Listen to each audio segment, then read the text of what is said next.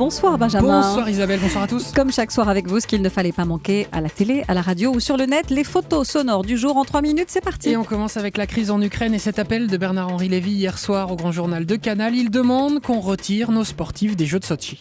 D'un côté, il y a Sotchi, c'est-à-dire les Jeux de la honte, et de l'autre côté, il y a Maïdan, c'est-à-dire le bain de sang qui se prépare pour cette nuit. C'est si triste d'entendre parler des médailles de Sotchi au moment où le maître de Sotchi, Vladimir Poutine, est en train de faire donner l'assaut à ses miliciens d'élite. Nous devons tous ensemble demander la suspension de notre participation, à nous, Européens, aux Jeux de Sotchi. Voilà Bernard-Henri Lévy hier soir sur Canal. Ce matin, Arnaud Montebourg était lui l'invité de Jean-Pierre Elgabbach, une interview qui a commencé comme ça.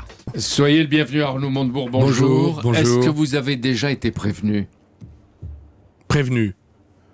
Prévenu. de votre nouveau ministère? C'est lequel? Justement, je vous le demande. Vous le savez pas, vous? Ah non, pas du tout. Excusez-moi, vous me surprenez. J'étais dans mes dossiers, dans les problèmes. Et là, vous me parlez d'une chose qui n'a, pour moi, Vous qui m'a restez pas effleuré. donc. Arnaud Montebourg, Pierre Gattaz, le président du MEDEF, n'est pas seulement le patron des patrons, c'est aussi un apprenti humoriste qui teste ses bons mots devant les journalistes ici au micro européen d'Olivier Saman. Vous savez, l'économie, c'est de la gestion d'anticipation. Vous voyez l'industrie, on n'a rien vu venir. C'est le syndrome de la grenouille, vous la connaissez, le syndrome de la grenouille que vous faites cuire doucement. Elle ne se rend pas compte qu'elle cuit, elle meurt. Quand vous la trempez dans un bain bouillant, elle saute, elle s'en sort. Aujourd'hui, attention au syndrome de la grenouille. Nous sommes en train doucement de nous retrouver à mourir doucement sans rien dire. Voilà la grenouille, Pierre Gattaz avec Olivier Samin, Renaud Lavillenie. Non, je le refais. On coupera au montage. Renaud Lavillenie, on en a déjà beaucoup parlé, a battu le record du monde du saut à la perche. C'était donc samedi dernier en Ukraine. Lavillenie qui était accompagné et filmé pour un documentaire par le réalisateur Cédric Clapiche, qui a donc assisté à l'exploit et l'a raconté chez nos confrères de France Info.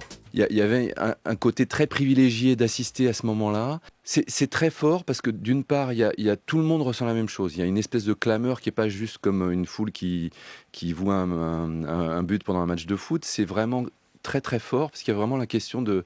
Il y a quelqu'un qui saute le plus haut du monde et c'est vraiment quelque chose qui est lié au genre humain, disons. C'était très fort. Voilà l'émotion de Cédric Clapiche. Et enfin hier, le PSG, Isabelle, vous le savez, a écrasé les Allemands de Leverkusen en Ligue des Champions. Bien sûr, j'ai regardé. 4-0 avec 2 buts de Zlatan. Ibrahimovic qui ont fait péter les plombs à Rémi Baudsaron et Christophe Lamarre qui commentaient le match en direct pour Europe 1. Le contrôle de Matuidi qui est ceinturé, il ne peut pas se retourner, il tombe, la reprise. Oh, le but d'Ibrahimovic, il est incroyable et ça va tout de suite au fond, dans le filet opposé, dans la lucarne d'Ibrahimovic. Un but mais incroyable, un but mais stratosphérique, il n'y a pas de mots pour décrire un but pareil, cette facilité et ce missile, mais qui est parti, un missile solaire, rien pu faire. Rémi Baudsaron et Christophe Lamarre dans les photos sonores de Benjamin Muller. Merci Benjamin, à demain.